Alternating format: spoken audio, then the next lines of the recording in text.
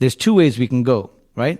We can either seize this opportunity, tap into the private sector, and really get our healthcare system back on a better performing route, or we can get stuck in our dogma that only the public sector can provide healthcare and there is no role for the private sector. So that's what keeps me up at night. Welcome to Speaking of Business, conversations with innovators, entrepreneurs, and leaders. I'm Goldy Hyder, President and CEO of the Business Council of Canada. When the United States implemented tariffs on a range of Canadian products in 2025, some cities felt the effects more than others. One of them was Windsor, Ontario.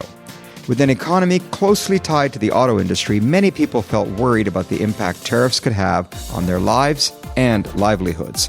It prompted GreenShield to offer free mental health support to Canadians who were struggling with stress and anxiety. But providing community support is nothing new for GreenShield. The company began nearly 70 years ago in a Windsor pharmacy with a simple belief: healthcare should be accessible to everyone. Today, it's Canada's only national non-profit healthcare and insurance organization, reinvesting excess earnings to support underserved communities across the country. Zahid Salman has been at the company's helm for more than 7 years.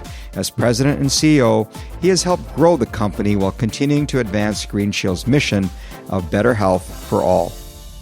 Welcome to the podcast, Zahid. Thank you so much, Goldie. Happy to be here. Look, let's start at the beginning. Yes. You and I were chatting just before we hit the record button about our own stories. You came to Canada when you were 5 years old. I was fascinated to read that your father, as an ambassador, was even ambassador to Canada once upon a time. Tell me about that experience when coming here for the first time. Yeah, it was my grandfather. So my father's father was Pakistan's ambassador to Russia, England, and Canada. So when he was stationed in Canada, that's where my father went to. When would that have been? That would have been in the 1960s under Bhutto the father. So my father spent some time at Ashbury College when his father was stationed here. So that's what drew him to Canada. He had a wonderful memory from his time there. So when I was born in Karachi. We moved to England first. He worked there for a couple of years, but then he moved the whole family to Canada in the mid-1970s, and we came to Montreal, and I've been here ever since. Any memories of the early days here? It's so great that you and I can do this podcast today in Montreal. It's sort of coming home a little bit for me. So we grew up on the West Island. I did all my schooling, elementary school, high school, Cégep here in Montreal. Absolutely love the city. Many of my best friends to this day are here. We go once a year, a small boys group, and we go and do trips once a year. I'll be seeing them while I'm in town this week. Because I grew up here, I cannot root for the Toronto Maple Leafs. So I'm no longer a Habs fan, but I still hate the Leafs. So that's the legacy of Montreal. That's one thing that does unite Canadians in many parts of the country. It really does. Yeah, but it's harder for me when we live in Toronto, right, to not root for the Leafs, but that is what it is. Tell me about your family. Both my parents are still alive. I've got a sister as well who's married. We have a very exciting family. So my dad's a CA, my sister's a CA. She married an actuary. I'm an actuary. So you can tell we've got that financial acumen, right? Seriously. But then one day I brought my future wife home, and she went to McGill. She had political science and women's studies and became a teacher. And it took my father a while to get used to a non-analytical person in the household. So my wife and I now have 3 children. I've got 2 daughters. One's 25, one's 23. And we've got a 21-year-old son. The 2 girls have all completed undergrad. One's in law school, the other's figuring out what to do next. And our son is in software engineering at University of Waterloo. So they're all doing well, mashallah. Terrific. Yeah. Well, you and I just completed attending a Business Council of Canada meeting with chief executives from across the country. We had sobering discussions about a lot of the issues that are at play.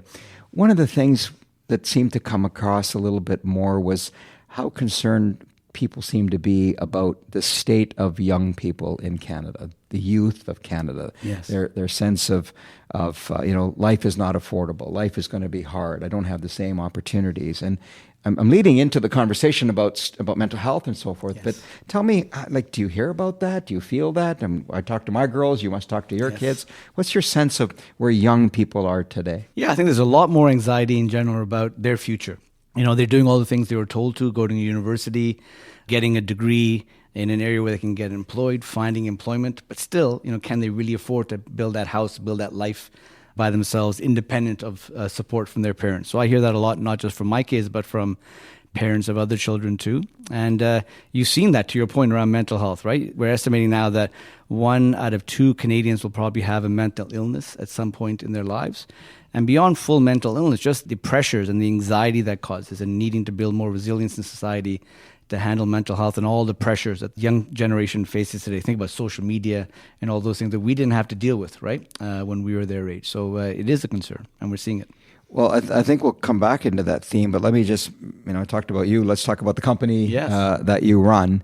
Like many companies, Canadian companies, GreenShield has a pretty interesting, fascinating origin story. Tell our listeners about how it started. Yeah, so as you noted in the opening, we're proudly Windsor-based. We're a national company now, but we started in Windsor. And the founding story is something I tell all the time when describing GreenShield, because this continues to be core to who we are today. So our founder, William Wilkinson, was a pharmacist based in Windsor. And there was a very specific event that led him to create what ultimately became GreenShield. And that was when a young mother walked into a store in Windsor and she had 2 prescriptions to fill. So this would have been the 1950s, before Medicare was in Canada. And her challenge was she could not afford both prescriptions, one for herself, one for her young daughter. So she ended up going without the medication she needed so that her daughter wouldn't have to. So this had a very big impact on William, and it led him to do 2 things. So first thing he did was created North America's first prepaid drug plan. So for any of your listeners who are close to employee benefits, they would know that a prepaid drug plan is one of the most common component of benefits on both sides of the border. That's where the idea started. The second thing he did was he created GreenShield as a nonprofit with a social mission of improving access to prescription drugs for all Canadians.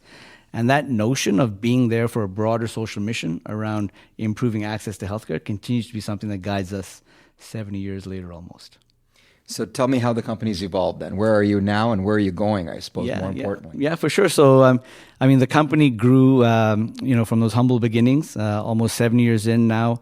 We've diversified the organization. So for, call it 60, 65 years, all we did was provide coverage for health and dental benefits.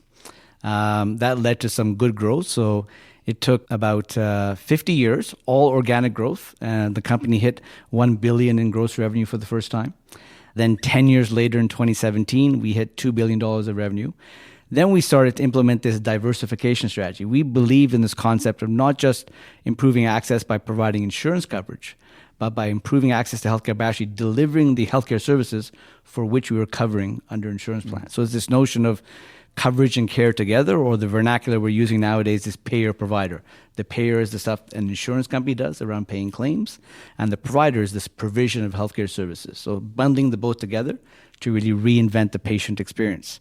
And that's driven tremendous growth for the organization. So I mentioned the 2 steps over 60 years that it took us to get $2 billion. When we implemented this strategy in 2018, we have now gone from $2.3 billion of gross revenue when we started to we surpassed $6 billion in gross revenue last year. So we've passed the $3, $4, $5, and $6 billion thresholds in 7 years, whereas it took us 6 years to pass the growth. The first 2. And it's something that the country has really embraced, that plan sponsors who provide these benefit plans have really embraced.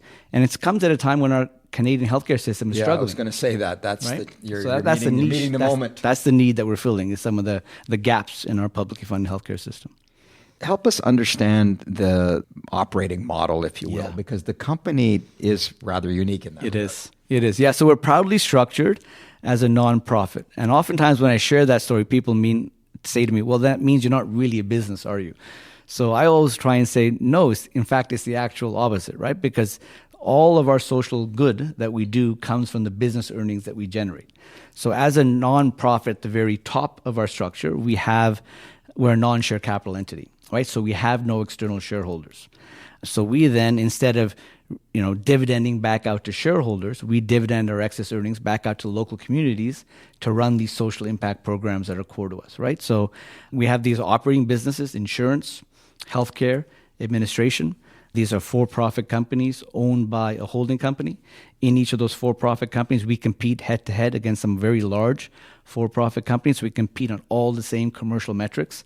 We say to ourselves, no margin, no mission. So we compete very, very hard. And then we get to do the good with all the fruits of that labor. So while most of our publicly traded competitors would take those excess earnings and pay dividends and target things like a 40% dividend payout ratio after tax, we take that same quantum of dividends.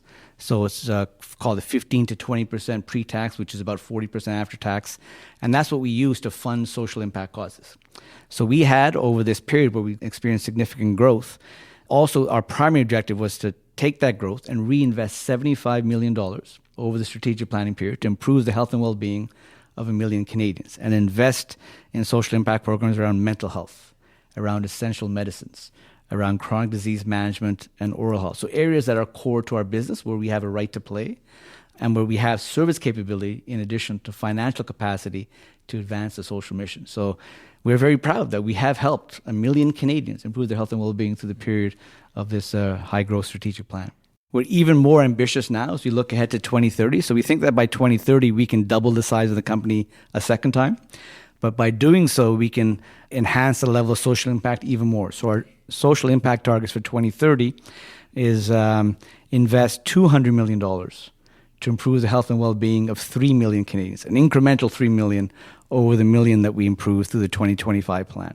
How does an actuarial, I want to understand how an actuarial, you should have been in insurance somewhere. Yes. How do you end up in healthcare specifically? What was your journey to get to where you've gotten to? Growing up in Montreal, I was in CEGEP, and we had a career fair. And at that point, I didn't know what I wanted to do when I graduated. But I knew I liked math. I knew I liked statistics. I knew I no longer liked engineering at that stage, right?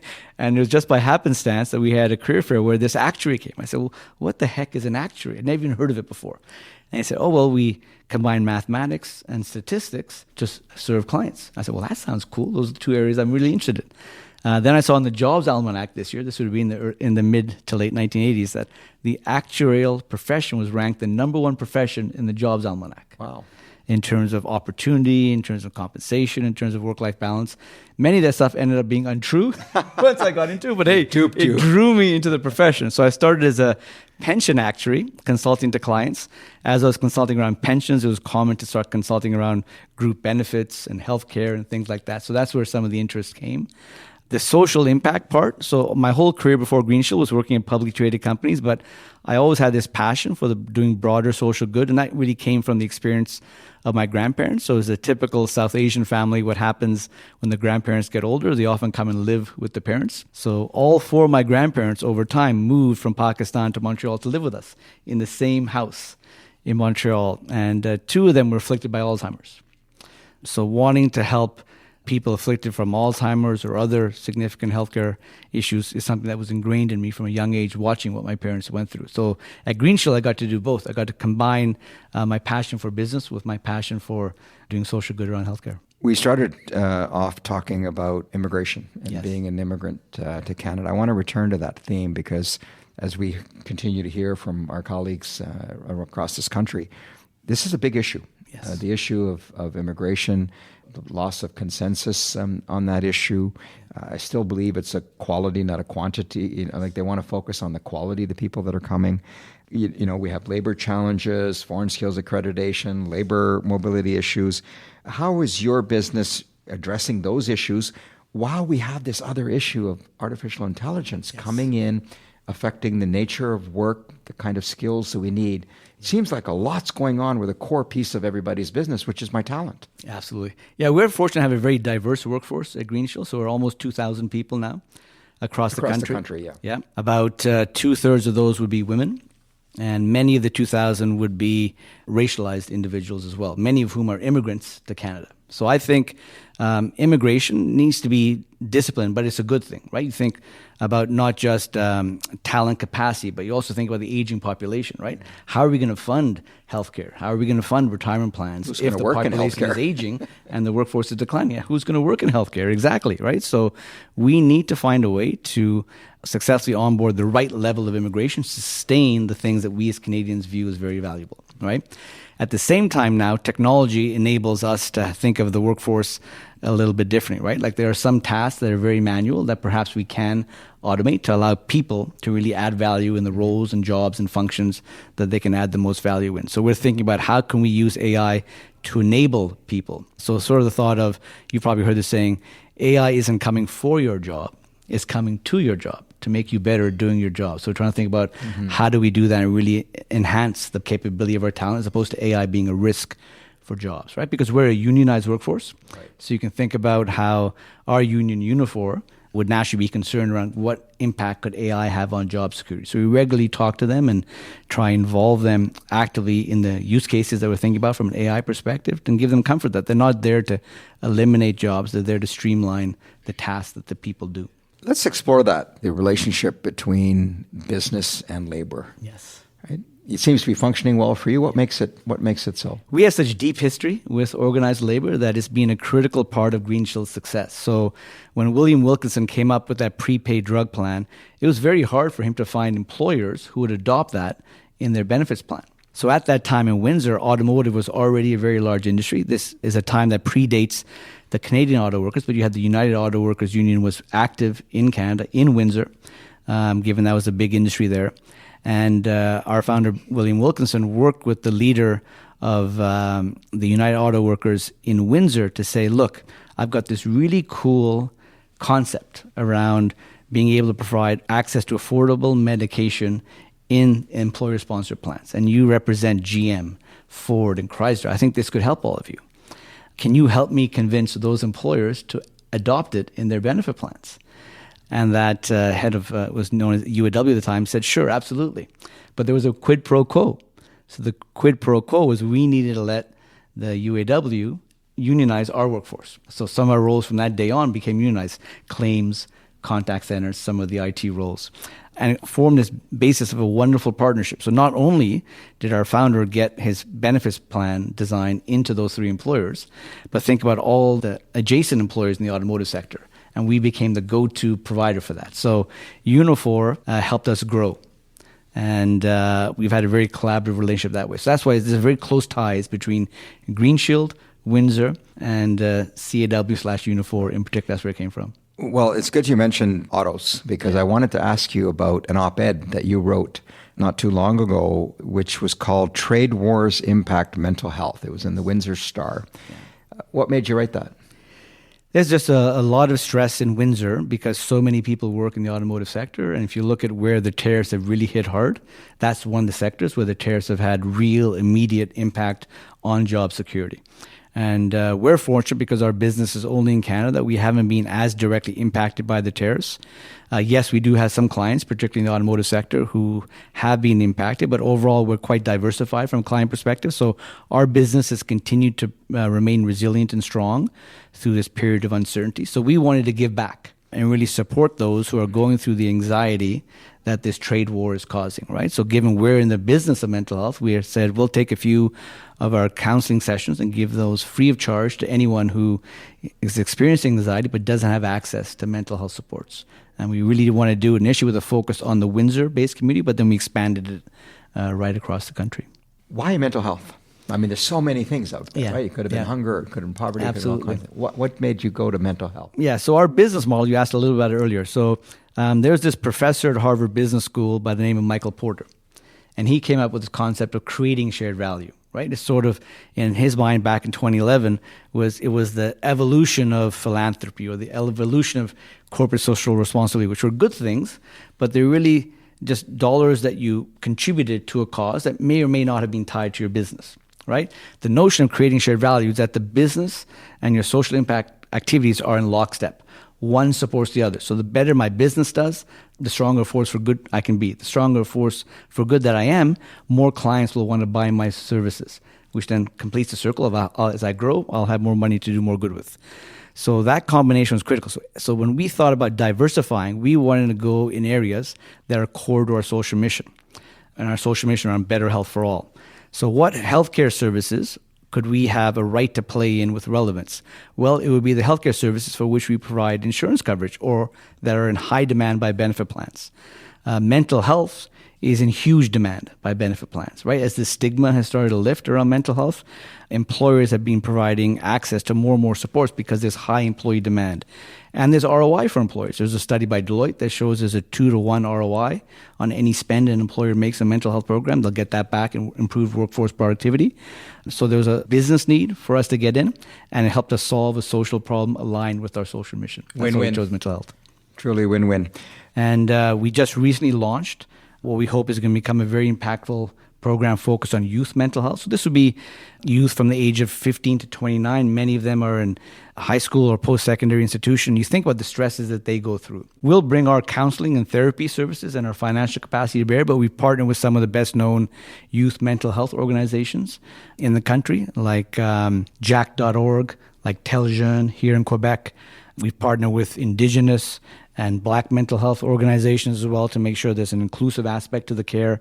And we've launched this solution and this ecosystem right across campuses in Canada. We're hoping that's going to help us really have the kind of impact that we need and want to have around improving the health and well-being of Canadians. You've mentioned the better healthcare for all, sort of your North Star, your mission.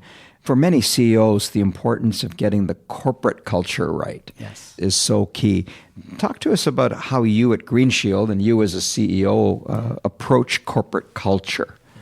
Corporate culture is the foundation of everything. So when we speak about culture, we talk about our culture exists at the intersection between purpose, passion, and performance, right? Because no margin, no mission, that's the performance part.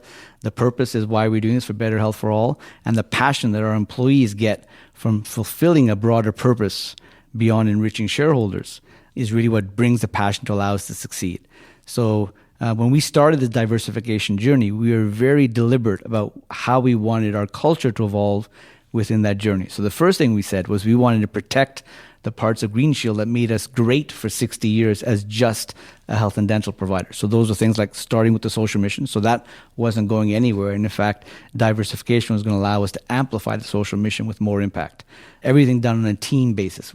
We wanted to make sure we were not allowing silos to pop up as we diversified. That stopped us working together in teams to serve our clients. And the third element was that very, very strong client focus. Not just a plan sponsor or employer who's paying for our services, but that patient plan member at the end who's benefiting from our services. How do we help them live their healthiest lives? So those are the parts of the culture that we wanted to protect. Then we had to think about, well, to be successful in the future, what were the cultural muscles that we wanted to bring on? And those are things like speed and agility. So we compete against some very, very large employers. We're much smaller than them despite our recent growth. So our competitive advantage over them is that speed and agility. We need to build that cultural muscle in. Commercial mindset was another one that we wanted to think about from a cultural muscle perspective, which may be odd for a social enterprise to care about commercial mindset. But again, no margin, no mission. You get that wrong, you're not going to have anything else to do. The better we do as a business, the more good we can do. We need more cultural muscle around commercial mindset. So we compete on all the same metrics our competitors do. The next one was inclusion. It's not just as an employer, but when you think about what we do, from a social impact perspective, we target underserved and disadvantaged populations. We were one of the first insurance companies to launch inclusive benefits, whether that's around fertility, whether that's around transition. As the workforce and society has evolved, making sure our offerings are inclusive enough to keep up with the trends. And then finally, as an employer, we want to build a workplace where you can feel free and safe to be your authentic self. So that inclusion was another very key part of our culture. So we've been very deliberate at each step of our transformation on culture. How hard is that to do, to build a single uniform corporate culture in a country like Canada? I mean, you lived in Montreal. I come from Alberta. We know how different this country can be in parts, but how do you knit it and gel it together? And if you can do it in a business, can you do it in our country? It is very hard. And I think that's the spirit of your question. So not only are we now doing it with a national footprint and there's differences in culture geographically, we're doing an environment where we're acquiring companies. So for the first 65 years, GreenShield made no acquisitions. Then to really launch our diversification, we did 8 acquisitions in 18 months. So now we're bringing on board all sorts of different employee groups who, aren't as grounded in the social mission as we used to be. And then you're just doing all this at a time where you're introducing massive change into the organization. Like, it's been a big deal especially for our long-standing employees to transition from we only do health and dental to now we're this fully integrated payer provider that combines coverage and care. So it's been a challenge, right? But we've tried to use culture as a North Star to help manage the change that we're going through. And there's been bumps. I have this saying that I've used: change is hard at first, messy in the middle and gorgeous at the end. I think we're still in the messy in the middle phase, part. but we see gorgeous in the end over the horizon. Your quote on change reminds me of a quote on change I saw on a church billboard many, in fact, decades ago now in Calgary.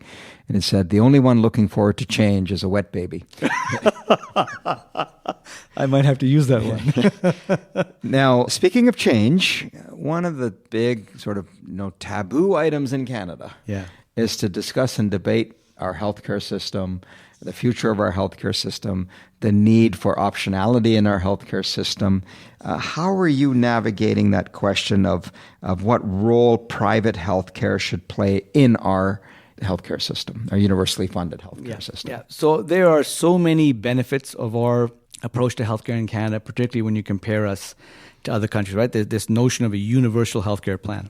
And GreenShield philosophically is very aligned with that. We believe that healthcare is a right, not a privilege, right? So this universal cornerstone that we've all lived on ever since we adopted the Canada Health Act is critical to us.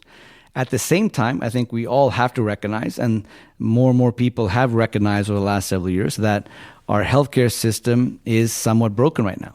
It is not serving the people in the way it's intended, right? 1 in 5 Canadians do not have a family doctor. Of those who do have a family doctor, it often takes at least a week to get in front of them, right?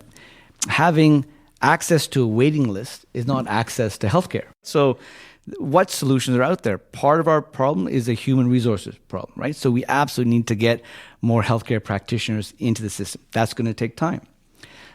Technology can absolutely help, right? So the whole notion of AI automating some routine tasks so that the healthcare practitioners we have can really focus on patient care, I think that will absolutely add value.